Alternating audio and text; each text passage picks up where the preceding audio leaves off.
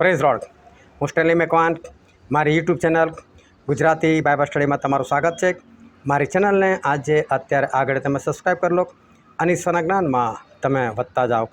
દિવસો ખરાબ આવી રહ્યા છે, ભૂંડા દિવસો આવી રહ્યા છે અને દિવસે દિવસે જે પ્રભુ ઈસુ ખ્રિસ્તનું રાજ્ય નજીક આવી રહ્યું છે, પરંતુ એની પહેલાં જે ખ્રિસ્ત વિરોધીનું રાજ્ય આવવાનું છે, જે વિપત્તિઓ પડવાની છે, તેના કારણે દિવસો એ બદલાઈ રહ્યા છે. અને તમને ખબર છે કે આવનાર દિવસોમાં 200 કરોડ લોકો મરી જશે.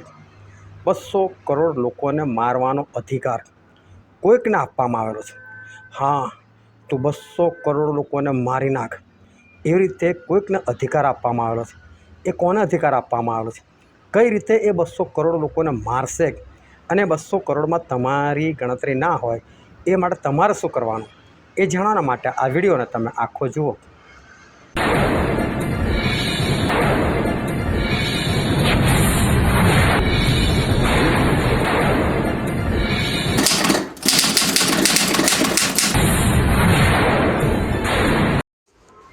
આજે છે તારીખ 28 મે 2026ની સાલ અને વોટ્સએપ ઉપર જે 10 સાલ પૂછવામાં આવે છે તેનો આ વિડીયો છે. અને આજનો સૌથી પહેલો પ્રશ્ન છે, જ્યાં સુધી અમે કોને તેઓના કપાળ પર મુદ્રા કરી ન રહીએ ત્યાં સુધી તમે પૃથ્વીને અથવા સમુદ્રને અથવા ઝાડોને ઉપદ્રવ કરશો નહીં. અને એનો જવાબ છે અમારા દેવના દાસોને.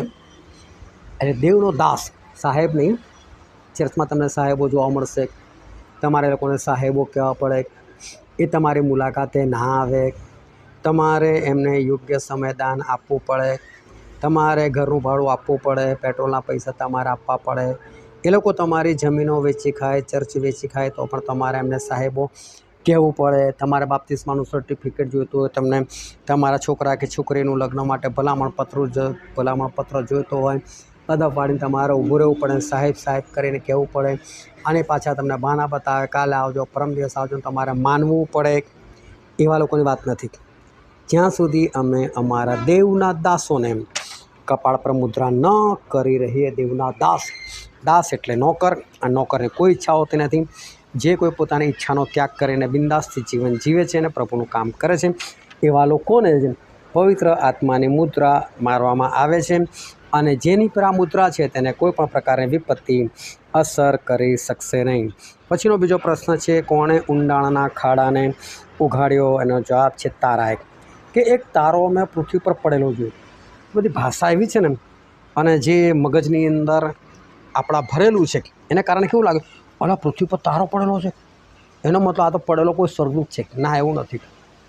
આ જે પૃથ્વી પર તારો પડેલો જોયો એ બીજું કોઈ નથી, એ આપણા પ્રભુ ઈસુ ખ્રિસ્તની વાત લખવામાં આવેલી છે. એ પ્રભુ ઈસુ ખ્રિસ્ત છે. અને પ્રભુ ઈસુ ખ્રિસ્ત આવે છે અને નરકનો ખાડો ખોલે છે અને એમાંથી આ બધા જે સ્વર્ગદૂતો જે લોકોને બાંધી રાખવામાં આવેલા હતા એ બધાને એ છોડવામાં આવે છે. અને આ જે તારો ખોલે છે, તારો બીજું કોઈ નથી, એ પ્રભુ ઈસુ ખ્રિસ્ત છે. પછીનો આજનો ત્રીજો પ્રશ્ન છે, સર્વ સંતોની પ્રાર્થનાઓ સાથે રાજ્યાસનની સામેની સોનાની વેદી પર શું અર્પણ કરે? તો લખે પુષ્કળ ધૂપ દ્રવ્ય. હવે આ સમય એવો છે ને, કેમ કે પર્ટિક્યુલર 8મો અધ્યાય એટલે 7મી મુદ્રા બી ખુલી ગઈ છે અને હવે તો બધા રણશિંગડા વાગે છે. અને જે રણશિંગડા વાગે છે ને એની વાત છે. તો એની અંદર પુષ્કળ ધૂપ દ્રવ્ય. ધૂપ એટલે ધુમાડો. અને પર્ટિક્યુલરના 5મા અધ્યાયમાં લખેલું છે કે આ જે ધૂપ છે એ તો સંતોની પ્રાર્થનાઓ છે. સંતોની પ્રાર્થનાઓ, પુષ્કળ ધૂપ દ્રવ્ય. એટલે છેલ્લા સમયની અંદર એટલી બધી વિપત્તિઓ ચાલતી હશે, ભયંકર. આ પૃથ્વી પર મારો કાપો, યુદ્ધો અને બીમારીઓ અને શ્રાપો ને એટલું બધું ચાલતું હશે, દુષ્ટાત્માના કામો ચાલતા હશે, મોંઘવારી ને દુકાળ ને બધું ભયંકર. તો ઈશ્વરના લોકો શું કરશે? ઈશ્વરના લોકો એક જ કામ કરશે, એ વખતે ભયંકર પ્રાર્થના કરશે, સતત પ્રાર્થના મારશે, જે ખરેખર ઈશ્વરના લોકો છે. પરંતુ એ સમય કોણ પ્રાર્થના કરી શકશે? જે અત્યારથી કરે છે ને. બાકી તમે એવું વિચારો ને કે અચાનક તમે રોજ એક બે કિલોમીટર ચાલો ને, તો પછી તમે અઠવાડિયા 10 દિવસ પછી 2ની જગ્યાએ 4 કિલોમીટર ચાલી શકો. ફરી મહિના પછી તમે 10 કિલોમીટર ચાલી શકો. ફરી મહિના પછી તમે 15-20 કિલોમીટર બી ચાલી શકો. પણ તમે એવું ધારો કે હું આજે જ 20 કિલોમીટર ચાલું, તો ના ચલાય. એવું ના થાય. એની પ્રેક્ટિસ પડવી જોઈએ. જો તમને આ જે પ્રાર્થનાની પ્રેક્ટિસ છે, તમે સવાર સાંજ પ્રેક્ટિસ કરો છો, પ્રાર્થના કરો છો, તો જ એવા સમય તમે પ્રાર્થના કરી શકશો. બાકી પ્રાર્થના નહીં કરો, તમે પ્રાર્થના ટેવ જ નથી તો તમે પ્રાર્થના નહીં કરી શકવાના એ સમય. અને લખ્યું પુષ્કળ ધૂપ દ્રવ્ય આપવામાં આવે, એટલે કે પુષ્કળ પ્રાર્થનાઓ આપવામાં આવે અને પ્રાર્થના લઈને ઈશ્વર પાસે જશે. એટલે છેલ્લા સમયમાં જે ઈશ્વરના લોકો છે ને, એ લોકો તો ભયંકર પ્રાર્થના કરતા હશે ને બધા લોકો બચી હશે. કારણ કે પ્રભુ ઈસુએ એવું કીધું કે અંત સમયે જે કોઈ મારી પ્રાર્થના કરશે તેને બચાવવામાં આવશે. પછીનો પ્રશ્ન છે ચોથો. જ્યારે હલવાને તે 7 મુદ્રામાંની એકને તોડી ત્યારે 4 પ્રાણીઓ શું કહ્યું? હવે એનો જવાબ આવે કે કશું નહીં કીધું. કારણ કે જ્યારે હલવાન તે 7 મુદ્રામાંની એકને તોડે છે ત્યારે પહેલું પ્રાણી જે છે એ પ્રાણીઓમાંનું એક પહેલું પ્રાણી એ બોલે છે કે આવ. 4 પ્રાણીઓ નથી બોલતા. પહેલી મુદ્રાએ પહેલું પ્રાણી બોલે છે, બીજી મુદ્રા ખોલે ત્યારે બીજું પ્રાણી બોલે છે, એવી રીતે છે. પણ 4 પ્રાણીઓ કંઈ સાથે બોલતા નથી. તો અહીંયા આવે જવાબ કશું નહીં. બસ ખાલી ધ્યાનથી વાંચવાનું છે તો આ બધી વાતો એ સમજ પડે એવી છે. પછીનો પ્રશ્ન છે, કોણ પોતાનો જમણો પગ સમુદ્ર પર તથા ડાબો પગ પૃથ્વી પર મૂક્યો? અને મૂકનાર છે એ બળવાન દૂત. અને આગળના વિડીયોમાં પણ મેં તમને જણાવ્યું એ બળવાન દૂત કોણ? એ બળવાન દૂત એટલે પ્રભુ ઈસુ ખ્રિસ્ત છે. પછીનો પ્રશ્ન છઠ્ઠો, મરણ તથા હાદેસને કેટલા લોકોને મારી નાખવાનો અધિકાર આપવામાં આવ્યો? અને એનો જવાબ છે કે ચોથા હિસ્સાને. અને આગલા વિડીયોમાં મેં તમને ગણતરી કરીને બતાવી કે 780 કરોડની વસ્તી, એના 25% તમે કાઢો એટલે લગભગ 200 કરોડ લોકો. કારણ કે આ વસ્તી એ 780 કરોડ એ તો જૂનું છે અને અત્યારે લગભગ 800 કરોડ જેવી વસ્તી થઈ ગયેલી છે. એટલે એના 25મો ભાગ એટલે 200 કરોડ જેવા લોકો એ મૃત્યુ પામવાના છે. એનાથી બચવાના માટે પવિત્ર આત્માની છાપની તમને પુષ્કળ જરૂર છે. પણ એનો અધિકાર આપવામાં આવ્યો. ચોથા ભાગનો હિસ્સો મારી નાખવાનો અધિકાર મરણ તથા હાદેસને આપવામાં આવ્યો છે. પછીનો પ્રશ્ન છે 7મો. ત્યારે મને એમ કહેવામાં આવે છે ઘણા લોકો તથા દેશો તથા ભાષાઓ તથા રાજાઓ વિશે તારે શું કરવો જોઈએ? અને છે પ્રબોધ કરવો જોઈએ.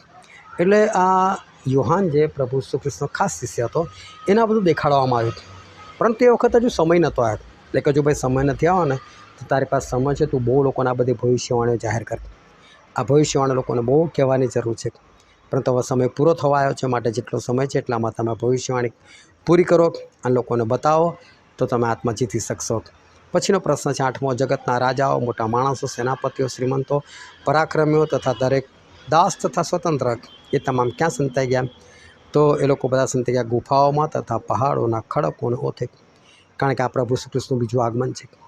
અને જેવું લોકો બીજું આગમન જોયું છે બધા ગભરાયા, આને તો આપણે સતાવતા હતા, ખ્રિસ્તીઓને તો મારતા હતા, આમ કરતા તેમ કરતા, આવો શું થશે? આપણે આવી બનશે. પણ આ તો વિશાળ ઈશ્વર છે. એટલે એમાં ચહેરો જોઈને ખબર પડી કે આ તો ભયંકર ગુસ્સામાં છે, અમારું આવી બન્યું. એટલે પહાડોને કહે છે ભાઈ તું અમારી પર પડ, કચડી નાખ અમને. ગુફામાં સંતાઈ ગયા, તું અમારી પર પડ, તૂટી જાય, અમને મારી નાખે છે. પણ કે ઈશ્વરથી તમને બચાવ કે છે. પણ એ તો થોડું બચે. હા, જે કરણી કરેલી છે એનું ફળ ભોગવવું જ પડશે. પછીનો પ્રશ્ન છે 9મો.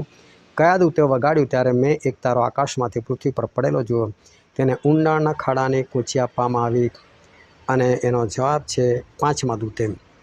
એટલે જ્યારે 5મો દૂત રણશીંગડું વગાડે છે ત્યારે આ કાર્ય થાય છે અને દુષ્ટાત્માઓને એટલે કે જે સ્વર્ગદૂતોએ પાપ કરેલું છે એ લોકોને છોડવામાં આવે છે. પછીનો પ્રશ્ન છે 10મો. ઇઝરાયલ પુત્રોના સર્વ કુળોમાંના કેટલા મુદ્રિત થયા? તો 12 કુળ. અને દરેક કુળના થઈને 1,44,000 લોકો એ મુદ્રિત થયા. એ લોકોના કપાળ પર મુદ્રા મારવામાં આવી. આ 1,44,000 લોકો એ કોણ છે? તો એ આવનાર વિડીયોની અંદર એટલે કે 14મા અધ્યાયની અંદર એનો ખુલાસો આપેલો છે. એટલે હું આવનાર વિડીયોની અંદર એનો ખુલાસો કરીશ જ્યારે એ પ્રશ્ન આવશે ત્યારે. પરંતુ ઇઝરાયલના 1,44,000. પરંતુ આ વિદેશીઓ તો અલગ જ છે. વિદેશીઓ તો અગણિત લોકો છે જે લોકો બચી ગયા. અને આ 1,44,000 એ પણ એક સિમ્બોલિક લેંગ્વેજ છે જેને સમજવી જરૂરી છે. તો આ રીતે ઈશ્વર આપણને એમના ભેદ પ્રગટ કરે છે. આપણે એને માનીએ, એ પ્રમાણે ચાલીએ અને આકાશના રાજ્યના વારસદાર થઈએ. ઈશ્વર તમને આશીર્વાદ આપો. આમીન.